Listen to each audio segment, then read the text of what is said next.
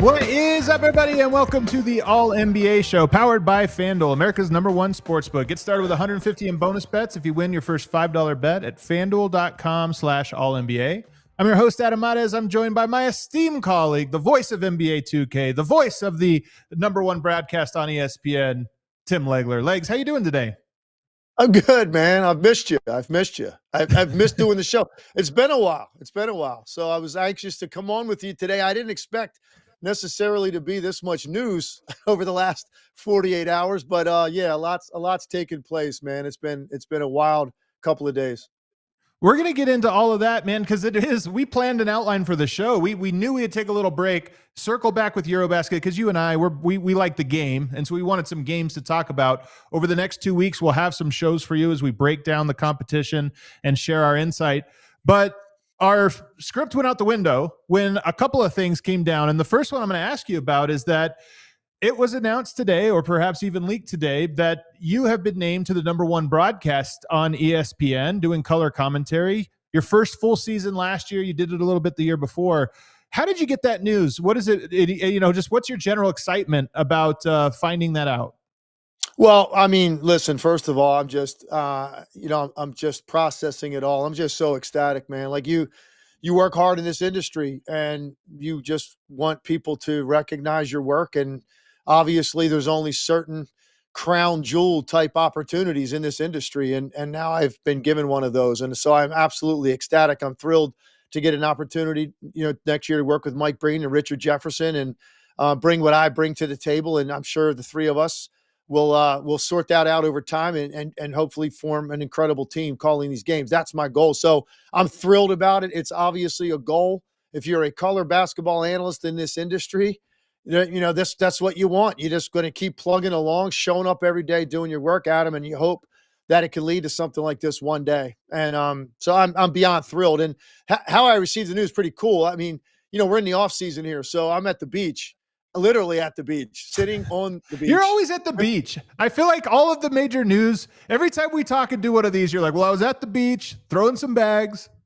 It's very true, man. Look, this summer was shortened dramatically because number one, I was on the road for the entire NBA Finals. And in the past years, like I've been in DC for those games. So on the off days, I was able to shoot home, get to the beach, like whatever. This year I was on the road all the way through, whatever that was, 19, 20 days on the road, then went right into the draft, right into free agency, right to summer league, right to my basketball camp. So like really summer started like August 1st for me. So now you're right. If the sun's out, I'm going to be at the beach.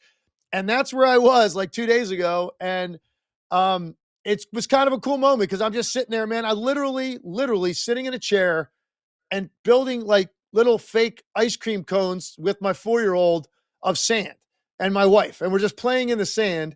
And I look down and I see a phone call coming in from somebody at ESPN, a high-ranking executive. And I knew that this was going to be some kind of news one way or the other. I was like, either my night's going to be ruined or I'm going to be really, really happy.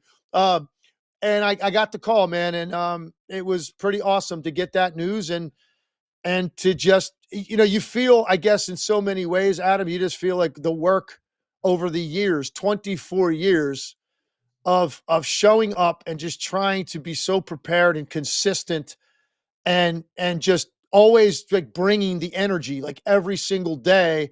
And look, a lot of it's out of your control in this industry. We all know that. A lot of it's out of your control. The only thing you can control, your preparation, your energy, and your work ethic. That's all you really have control over. And it was actually very similar to when I played. There were things out of my control, but that's the one thing I could always control. What kind of attitude did I show up with? What kind of effort, what kind of work ethic? that you can control, and you just have to believe eventually it'll turn out the way it's supposed to. So I'm just happy that this moment is here, man, and I'm embracing it, and I cannot wait to get started. It's very exciting for you. It's exciting for fans. It's exciting for us, honestly, in this show, because that puts you obviously with some pretty big games throughout the course of the year. That'll be very exciting to watch. Let me ask, when was your first game you called on color? Was it just 2 years ago? No, no, no. Actually, I mean, that's the thing. People think that because I got put on this season for the first time, like a full slate of games as Right. part of the regular rotation, calling games. But I have called over the course of the previous 23 years. I don't know the exact number, but I would guess probably somewhere in the range of 40 to 50 games, including Okay. one year, probably 10 years ago, maybe or more. I did an entire slate of Sunday night games on ESPN with John Saunders and Greg Anthony. Like, we were the Sunday night team. And then I did Christmas Day games a number of years because they always needed extra crews because you have 5 games. So I always did Christmas Day games for a while. And then here and there, just kind of selectively threw me a bone. And then I think a big moment for me was last season in the playoffs. I got a Denver, Minnesota game. Yeah. With Mark Jones. And I think it was a very important game. Denver was down 2-0, if you recall. They lost the first 2 games at home. They go to Minnesota for game 3, and that was the game I called. Everybody was watching that game that weekend, and I was put on that broadcast, and I think a lot of people received it very well.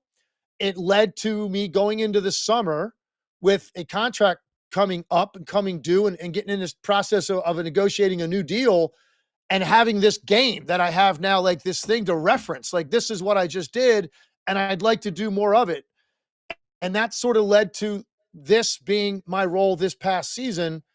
And now that has led to this. So it happened pretty quickly, I think, in a lot of people's minds. But no, I've called a lot of games over the years for ESPN, on radio as well. I've done a bunch of radio games. But last year was the first season I had a full slate.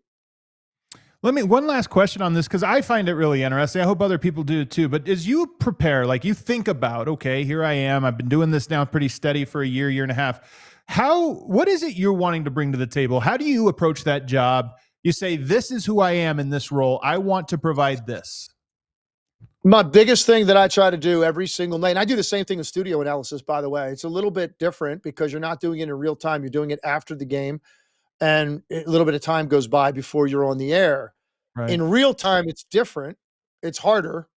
But what I'm always trying to do the same thing, and that's this, Adam. I'm trying to find things that I know are really important, that are taking place possession by possession, that the average fan might not understand why that's important.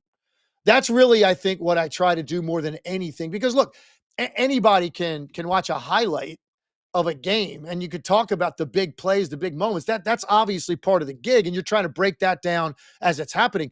But there's other stuff that's taking place possession by possession that's really important to maybe a stretch of a game or the outcome of a game or an individual guy's performance on a given night. Why was it poor or why was it great? And there's a reason that went into it. And it's something that maybe you didn't notice. And here's something that was really important tonight and why that took place.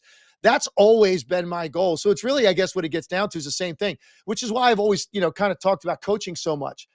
You're doing the same thing, I think, when you're doing color analysis on a game. You're coaching and you're teaching. It's the same thing. I love teaching the game. I love it. And that's really what it comes down to. And I think teaching things that happened in the game that were vital to the outcome or vital to a sequence, whatever it may be, or even just vital to one possession. Some detail about that really mattered that might not otherwise get talked about. Well, congrats to you, man. I mean it sincerely. That's really cool news. I was excited when I saw it this morning come across my timeline, and I know how much it meant to you and how hard you worked for it. And Richard Jefferson and Mike Breen, a heck of a trio, man. I look forward to it this year, and I really look forward to all the games the Nuggets have, because that means you'll be in town, and we'll get to do this face to face. Yeah, I appreciate the love, man. Appreciate the support. You know how much you mean to me. The show means to me, and I'm really proud of what we've done here. And this is just, one more part of all of this, really. I mean, and today, like I was thinking about so many people that along the way, like like for instance, Rick Bucher texted me today. Yeah. Right. And people might not know this. So Rick and I used to work together quite a bit on ESPN. He hasn't been with ESPN for a long time. And he texted me today. I thought it was really cool. And you know why it's cool? Because I texted him right back and I said, this all started with a phone call from Rick Bucher. Wow. 24 years ago. And I told my wife, I remember where I was. I was in a pub in Wildwood, New Jersey in the summer. And I was finishing up Wharton because I was getting my master's degree at Wharton. I was finishing that up. And I got this call from Rick Bucher saying, hey, ESPN reached out to me if I knew anybody who might be a decent studio analyst. Your name popped up. You have any interest in doing TV? And so that was cool today to get that text from Rick congratulating me. And I hit him back like, man, you started the whole thing with that phone call. I had no thoughts of going into broadcasting. And That's yet cool. that call really kind of changed the direction of my life in a lot of ways. So all the people, man, that I've worked with throughout the years and all of the work I've done and, all those people are going through my mind today, man. So I'm happy. Obviously it's a great day in the Legler household. We're thrilled. I'm glad that a lot of hard work went into this and it feels really good, man, to have it recognized. Well, it's sort of the week of Legler over here, because also it was announced that I know you've been working on this for a long time. We've been working around your schedule, but you are now the voice of NBA 2K as well. Perhaps an even bigger deal. It's funny because me, being named to the A crew at ESPN and calling the NBA Finals next summer pales in comparison to my friends knowing that I'm on 2K. Like, this is what we're talking about here. Like, so I know it's a cool thing, man. It was one of the coolest opportunities ever when they reached out to me. And I've been working on that for quite a while now because there's a lot of content that has to go into that, particularly your first year with the game, because they've never had your voice. You got to cover the whole league. Yeah. So many things. So I've been working. I actually cranked out a couple hours even today. Like, you're just constantly giving them the content, and that game's going to be released soon. And man, it's a cool thing to be a part of that. We've all played it. We know how. Did you give us do you have a signature like boom shakalaka or something? Do you have anything you put in there? No, I really don't. I don't have one, man. And maybe that we got to come up with one. Year. Yeah, I think I will. This year was interesting because I think also 2K kind of heard my full body of work this season. Because normally you'd be recording, if you're part of the team, you're recording that stuff throughout the season when you find time. So you're not all heaped on you at once. So this was a little bit different because it was very late in the game, considering the game is coming out soon. So there wasn't a lot of time to get all this recorded. So I didn't put a lot of thought into that signature call that maybe I'll come up with hopefully for next season, assuming everybody likes the work I'm doing now. I can't wait for everybody here. They sent me a little sample of it. I got a little sample of what they're putting together, man. It was pretty cool. You're going to have me on mute here in a week as I start throwing you signature words like, she's doing the legwork. Well, one thing is not going to happen. The ball will not be popping. Come on, man. I'm telling you right now, the ball does not pop. It hops. It hops. It doesn't pop. It's terrible, man. All right, let's get into it. Let's get into some EuroBasket stuff here and move on. First of all, I always get into these international competitions, legs, and I know people get into the Olympics. Some people get into the FIBA World Cup. I think both of those you have Team USA in there. I've immersed myself into EuroBasket culture a little bit and what it means to the people in Europe. And when the United States is not there, it's fun to go up against the United States, but everybody knows that's always different. They're the heavy favorites. You're looking for the ultimate upset. Being the championship or the champion of your own continent is a big deal, and it's an opportunity. And there's a lot of teams and the best. There's a lot of pride, and so I get into it. I've been looking forward to this for quite some time, and I enjoy watching the different styles. The team we're going to start with, if we look at the best game of yesterday, Sweden versus Finland. To run it down, Sweden got off to Finland got off to a very hot start, but Sweden rallied back. And then it was a back and forth game for about 30 minutes, 35 minutes. Finland closed the game a little bit stronger thanks to Lauri Markkanen, who made some tough buckets. They really gave him the ball in the fourth quarter, spread it out, and tried to let him create something. And he went off. And he's been going off. He had 28 points, 6 rebounds, 3 assists. But even in the lead up to this one, at 3 preparation games, he was averaging 40 points per game. My big takeaway from that game was Lauri Markkanen's really good, and it's fun to watch him when he has to do everything. I totally agree with that. You're talking about like a mega talent. And when he re-signed with Utah, I think one of the things that I thought about was just like, man, because obviously they're in rebuild mode. They've stripped it completely down. I don't know when or if the Utah Jazz will be relevant and competitive while Lauri Markkanen is there. And he's the kind of guy you look at, and that's why his name was just constantly circulated last year as like the missing piece for so many teams. What a pickup he would be if they could make the trade. Didn't happen. He ends up staying in Utah. And it's kind of like one of those guys, and there are a number of these guys around the league, where you just look at him and you go, man, I would love to see him in a competitive environment, in a really important playoff series, because he is that good. I mean, he's 7 feet tall. He can put it on the floor, mostly straight line stuff, but he's quick to the rim. He's got unlimited range. He's got excellent athletic ability as a lob threat. He runs the floor well, handles it, passes it, does a little bit of everything, and he's 7 feet tall. And so you'd love to see him in that environment in the NBA, and this is about the closest it's going to get for him, because on this team, like, not only is he like the go-to guy, it's also a situation where they can be very, very competitive. Right. So, because the Utah Jazz are not there right now, and so it's a different look for him. Even though he puts up gaudy numbers with the Jazz, it's not really meaningful because their roster's not good enough to compete. I thought about that as I was watching the game as well. And I, like you said, the straight line drives. The way I would put it is he is a guy who is very good moving off ball, catch it, cut, do different things. But he's not maybe a guy you just want to like straight ISO all the time. But what he is he can attack off of movement. So you don't give it to him, everybody stand around. But when the ball swings to him, he's very dynamic, like quickly going and attacking. And in this one, Sweden is obviously so focused on him that's a lot of what you got was catch and shoot, knock it down, or catch and attack and just find a seam to get to the rim or get to the mid-range. And I was just so impressed with how easily it looked for him. I mean, he looks so smooth. And I agree with you. I look at it and I say, I hope this guy is on a competitive team soon, because he hasn't been on one in his career. And I watch him and I go, this guy to me looks like he's so much better than his reputation because of how efficient he is in that dynamic role. You know what's crazy, Adam? You remember, this is a guy that, to me, when I watched him as a rookie in Chicago, I thought this guy's really going to be something. And then he took a step back and he had some injuries, but he definitely regressed. And then I think a lot of people weren't sure.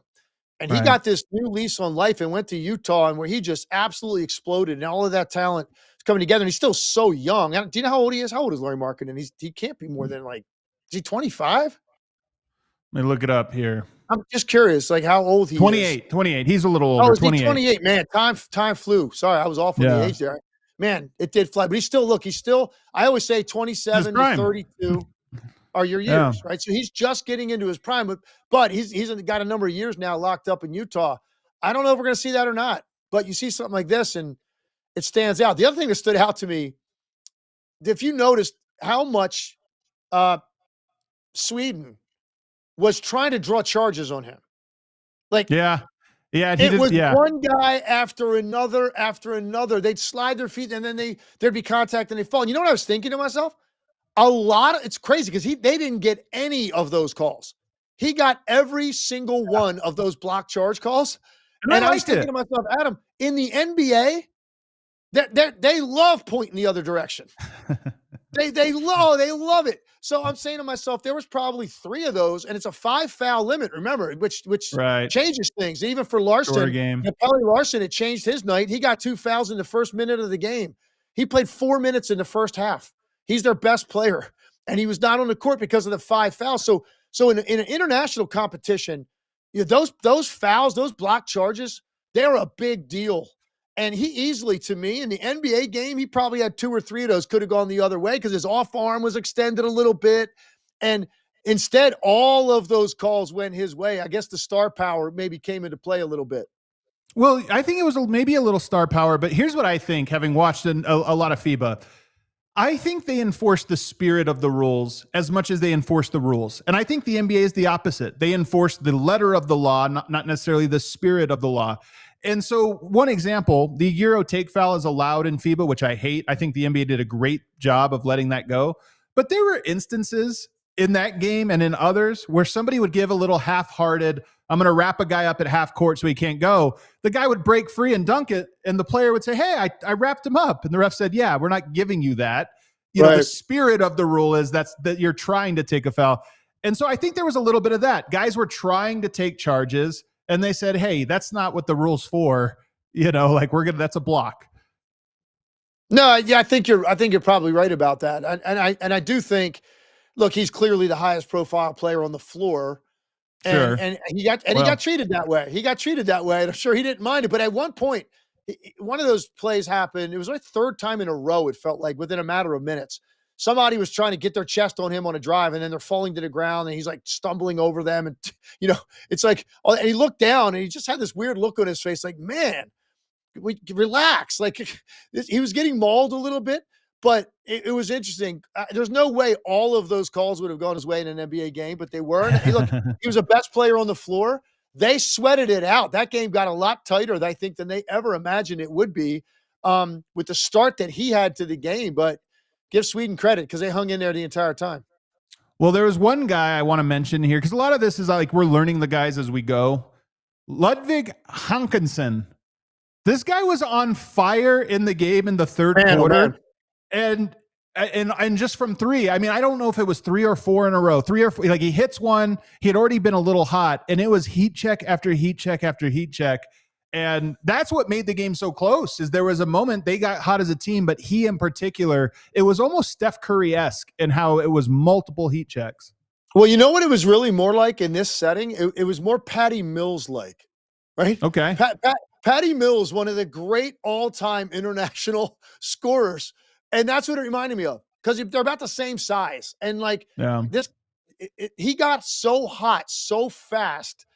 And it was kind of amazing to watch that they just everybody, as you knew, every trip the ball was going right to him. And at the end of the game, they needed a 3 and they were trying desperately to get him the ball. But it's really tough because he's small and he was being forced to the sideline and like he couldn't get a clean look to get a 3 off to potentially tie the game. But yeah, very impressive shooting display. And you always see that in these international games, man. There's always a guy, particularly a shooter, that goes off for several minutes at a time. And you're just like, right. you think to yourself, well, the shooting stroke is good enough to be in the NBA, right? There's no doubt the guy can, but it shows you also, Adam, how hard it is at the NBA level to get open. And like the length you're shooting over, the quickness, the athleticism you're shooting over, how much tighter the windows are, because you see a guy like that shoot the ball and you're like, man, this guy's got a stroke. He could be on somebody's roster in the NBA. And then, you know, you get reminded, man, like how hard it is to crack that code. But all these teams in these international tournaments got snipers like that. And he put on a show. Well, I honestly think if I just distilled this game down into what happened, why did they win? They were able to really pressure him and take him out of the game. And they did it with traps. They just did it with intensity and crazy ball pressure. And he couldn't get free. In the last 5-6 minutes, he couldn't get free. He tried everything, and he couldn't get the shot off, to your point. And that's how Finland pulled away. Let's take a quick break. On the other side, Serbia and Nikola Jokic got a dominant win. They are the favorites in this tournament. They got a dominant win. I want to ask Legs a very specific question about Team Serbia because I find them fascinating. First, FanDuel is the best place to find all of your favorite player props, and now you can make the smarter play with the new performance trends. Want to see if a guy's been hitting that over consistently? Or maybe they've been flirting with a potential triple-double? Get the latest stats right inside the app and see who's heating up. And once the game starts, that's when things get interesting. You can combine live prop bets into a same-game parlay for a chance to win big.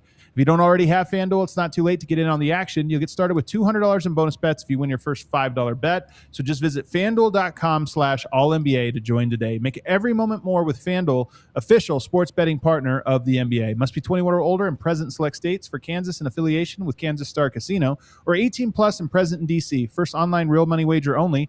$5 first deposit required. Bonus issued as non-withdrawable bonus bets, which expire 7 days after receipt. Restrictions apply. See terms at sportsbook.fanduel.com. Gambling problem?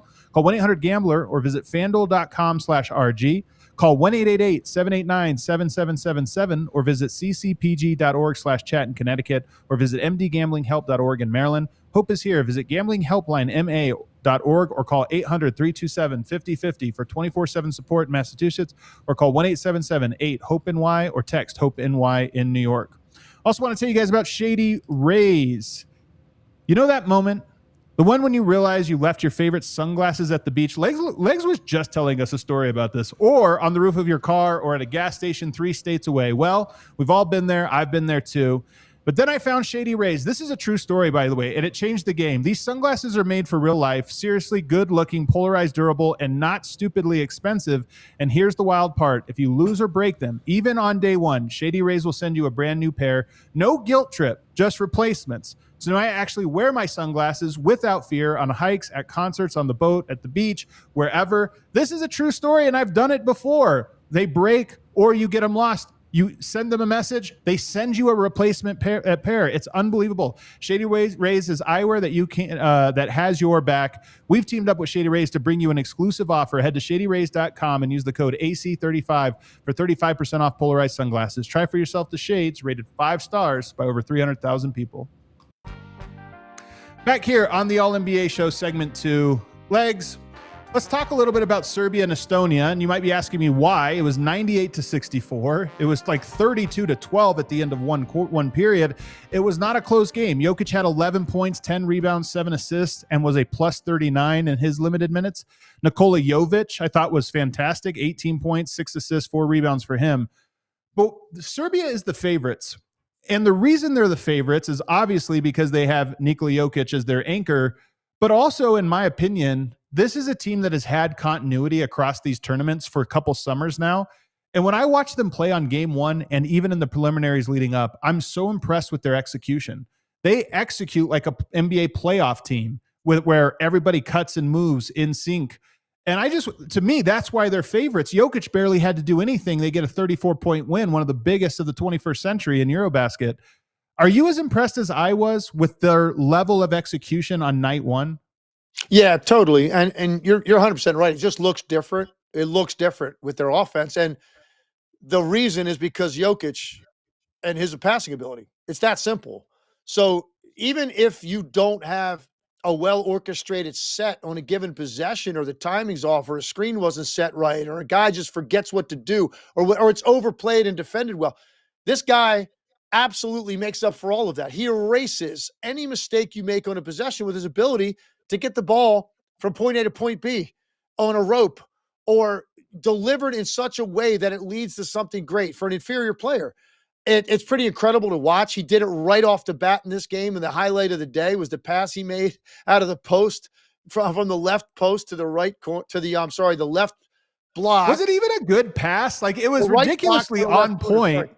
No, yeah, it should have. Honestly, it should have hit someone dead in the face, like on the way, because he fired it through the lane with 2 other bodies in the paint, and I don't know how it didn't hit one of those guys. And ends up in the opposite corner for a wide open look. And he didn't convert the shot, which would have been pretty amazing if he could do that. But he showed you right there, like, just what a reminder. I haven't seen him play in a while, man. It was like he didn't take long. That was a minute 50 into the game. And he made that pass, which was the highlight of the day. A minute 50 into his first game. And it just reminded you how great he is. And it reminds you that, like, the guy makes up for so much because of his ability to see the floor, read situations, and deliver the basketball. Yeah, it really is hilarious. And yet, didn't it look like he wasn't trying in that game? Like, he knew his team had it, and just his shirt was untucked immediately. He wasn't looking to shoot. No, for sure. And They got up really big early. The game wasn't competitive, and that was a Yeah. wrap. They got a good team. I mean, they've got some other dudes that can play. They got NBA players on that team around him as well, but he's obviously the focal point. And the other thing that stood out to me, I just thought about it, was because of the game, obviously against Estonia. You know, that's not going to make a difference in my mind of who Nikola Jokic is. But what it did get me thinking. That's the first time we've seen him in a while.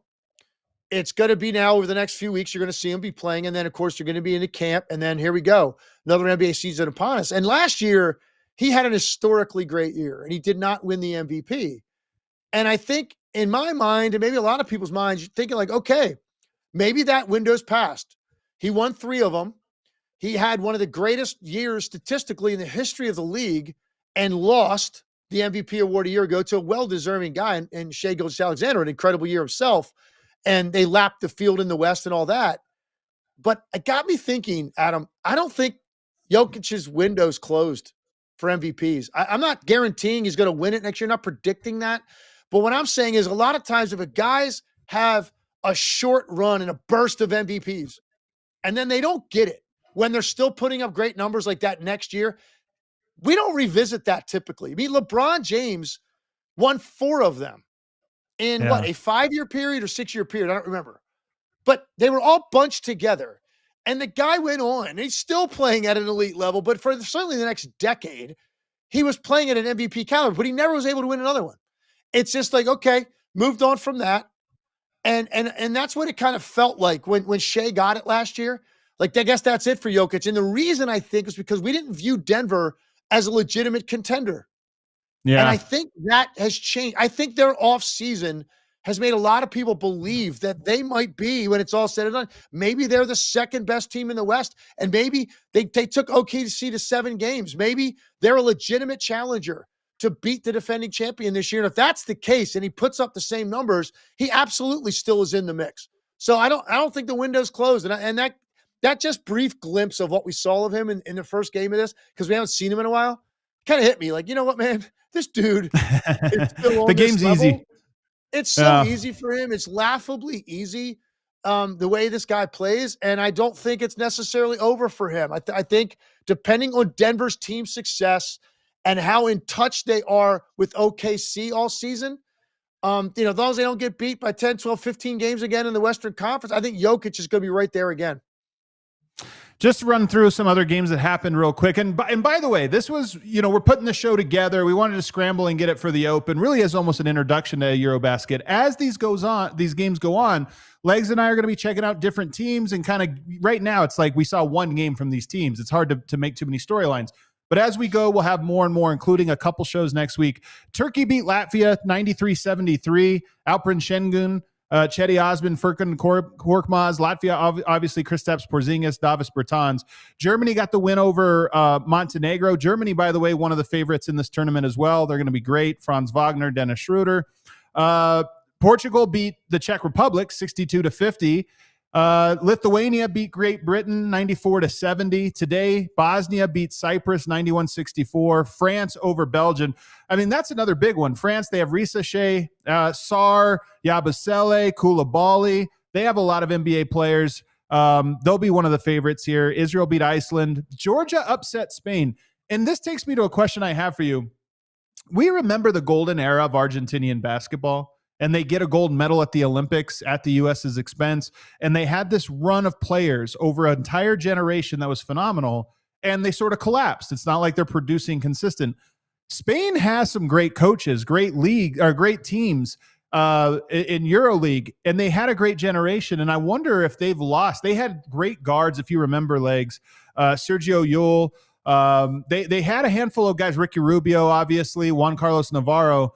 I wonder if that was like a blip, or if there's just a little gap right now, and they'll produce more in the coming little bit. That's what I think. I just think, look, there are guys out there that are grinding to try to get to that level, and there's just so many more young players in these countries have fallen in love with the game at a younger age. The training access that they have now, the number of tools at their disposal to get better, and just even things that you could do now on your own, just off of videos and things you need to add to your game. to me, I just think that these things can be cyclical at times, and there's no doubt in my mind they're going to be putting guys back in the league at a high level, and you're going to see that pipeline again. It reminds me in the US, like you think about the New York point guard in the 80s and 90s, it was just such a big deal. You know, there was this big wave of them. And I don't know if it's the game changed or what have you, but it almost weakened a little bit over the last few years. I'm always interested about when there's these bursts of talent, these generations that come together, and then do they sustain or not? Greece beat Italy 75-66. Slovenia, with Luka Doncic putting up 34 points, 9 assists, 4 rebounds, beat Poland 105-95. By the way, I don't know if you've watched Slovenia at all. I know we'll get to them here for our next show, but Luka has a real task because they are not the most talented team, and he's already ball dominant. I think Luka is going to have some crazy performances in this tournament because if not, I don't know what else they do. Totally agree with you. Their roster is not nearly as good as some of these other teams. They have a player that can control the game as few guys can. And if he gets going offensively, the extent to which he can control it, then there's no answer for him. Now, look, at some point, you're going to see teams are just going to completely sell out to him and force him to give it up. I don't know if he's got enough guys around him to make enough shots to keep them honest, but he's so good, so strong with the ball. It's not the easiest thing in the world even to get it out of his hands. So, yeah, you're right. Luka's going to put up monster numbers night in, night out.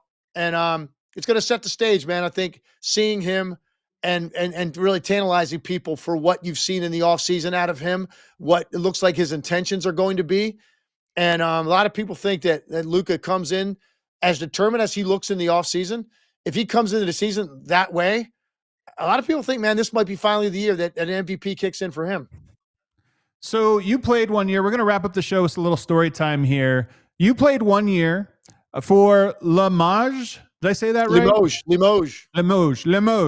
You played for Limoges 1 year. What was that like out of France? What was that year like? And do you have a good story for us? Obviously, we're talking European hoops. You got to experience it firsthand. Just what can you tell us about it? I could easily write a book on I was there for 4 months, and I could easily write a 300-page book, and with nothing but great stories, most of them funny, about my time there. Now, it was daunting, man. I was very young, going to Europe by myself to live over there, and in this small town. Now, it was the best team in France. Limoges was the best team. They were like, they had a run at one. Yes, they had a run at one point, Adam. They were like kind of like the 60s Celtics of France. It was every year Limoges either won it or they were in the finals, whatever. And that's the team I joined.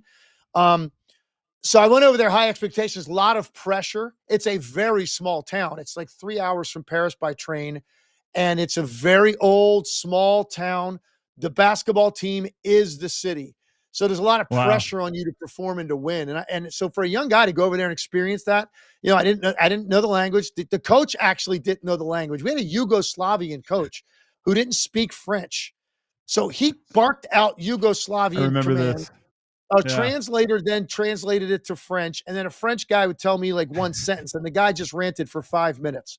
So it was a totally something getting lost in the translation. I knew this. He wasn't yelling at me. I was able to pick up on that. I was not the source of his bane. So I kind of just stood there while this guy was spitting and screaming and turning red. And then I'd be like, what'd he say? After 5 minutes, somebody would go, oh, he just thinks we need to get back better on defense. Oh, okay, really? He just talked for 5 straight minutes. Well, whatever. So it was kind of good for me, man. He wasn't yelling at me. I didn't understand what the hell he was saying. They brought me over there for one reason: score under pressure and be the guy that could score at the end of games and all that stuff. And I did that. But I got a couple real quick ones I'll hit you with. The first is this. How about the fact that I was replacing an American player, a legendary American player who was a multi-time all-star in the NBA. He averaged over 25 points a game in an NBA season. He was finishing up his playing days for this team. And I replaced him, and guess what? They never told him that he was being replaced. So I show up, I land, I get taken to my apartment. We open the door, and Kelly Tripucka is sitting in the living room. And he's got his feet up on the coffee table, and he looks at me and goes, "Can I help you?" And I'm like, well, I knew I was replacing somebody. I didn't know who. I don't know what's going on, man. but I'm supposed to be at practice like tomorrow morning. And he's like, oh, really? Can you give me tonight? Just go to a hotel or something. And I'll sort this out and whatever. I promise you I'll be out of your hair tomorrow. And that's exactly what happened. I never saw Kelly Tripucka again. He left the next day and they never told him they were replacing him. And then how? What happened was apparently it got contentious. He had an injury and he didn't want the team doctors in France working on him. He wanted to go back to Charlotte, North Carolina, and let American doctors work on him. And so it became this contractual thing. They wouldn't let him leave. He was like in a holdout situation. And then they just cut him without telling him. And then I came in and I played the next 4 months in Limoges, taking Kelly Tripucka's place. But the other one is this. Here's another funny one. So I told you I was in a small town and the team was everything. And early on, I'm kind of lonely. I'm disconnected from the States. I'm like, how do I get a taste of the States? Well, they like down at the train station, about a half-mile walk, there's a little newsstand in there, and they have USA Today newspapers. And there's only a few of them, but go in there and you won't be able to communicate with the lady behind the counter very well, but kind of somehow convey you play for Limoges, and she'll have one of those papers for you every day. So I walked down there. And I started going through this, and we go back and forth doing the dance, and she puts it together, and she takes a paper, and she sticks it under the counter for me. She goes, basically, let me know. You'll have a paper here every day. We proceeded to roll off like 9 straight wins. I'm lighting it up. I'm torching everybody. Things are going great. Every day I get my paper. We lost a game. I walked down to the train station the next day. This woman acted like she'd never seen me in her life. She didn't have my paper. She didn't know who I was. She refused to try to communicate with me. Wow. I was actually concerned for my mental health. I started thinking maybe I dreamt all of this for these last couple of months. I didn't know what was going on. I walked out of there empty-handed, no USA Today. We had to get back on another winning streak before she recognized me again. That's a true story. That's how much this basketball team meant to this city, man. I love it, man.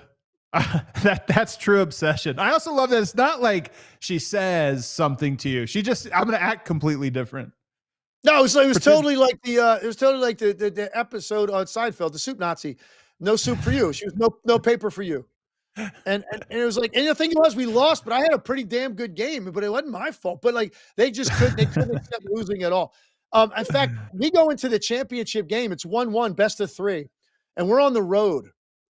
And the other American on the team told me, listen, man, if we lose this game, don't go back to Limoges and get all your stuff. You need to get to the airport and you need to get out of the country. Like you need to get out of the country. Is this real though? Like this is a great story, but I mean, this is 100%. He was not smiling. And now I'm getting kind of scared. Like, what are you telling me? Because I'm just telling you, man, like they're not going to accept this. Wow. If we lose the game. So we lost the game. I lit it up, by the way. I had a big game. We lose. So it wasn't on me, but we did lose. And I followed his advice. And they owed me money. Like I had playoff money coming my way. And I was like, you know what, man? That's what I have an agent for. So I left. I got home and I told my agent, man, collect my money, man. I was scared I wasn't getting out of the country. So that was my all in all, here's what I will tell you about it. I grew up, obviously, living on your own in a foreign country in your early 20s.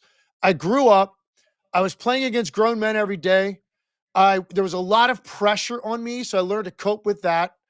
I got a lot stronger. We also practiced twice every single day, 6 days a week, the entire time I was there, with one game on Saturday and 12 practices in between. I was in the best shape of my life when I came back. I went to an NBA training camp and I was running circles around guys because I was in such incredible condition. And it really bought me time, Adam, because it put some money in my bank account to try to make it. And I got cut a couple more times. I had some 10 days, but I had money in the bank to buy me time. That was all from this situation in Limoges. So everything that happened, I don't regret it. It made me a better player, it made me a better man. And it bought me time to chase my dream, and which has been basically the next 30 plus years. Well, cue that outro music there, James. We'll end on that note. Have you been back to Limoges since? I've not, but you know what I do have from there? I don't know if you know this, Adam. Are you familiar with the fact that Limoges, China like China that you have like dishes. It's some of the Okay. finest in the world, and it's hand painted in a factory in Limoges. And I toured the factory, and I got customized hand painted china, sent go. home, shipped it home, and that china set is still in existence to this day. So something really good came out of that. Long-lasting Limoges china. Well, there you go, man. Well, what a great show. Again, congrats to you. Thank you to everybody who tuned in with us today.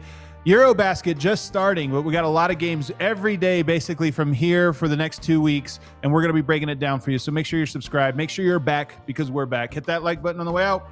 We'll see you.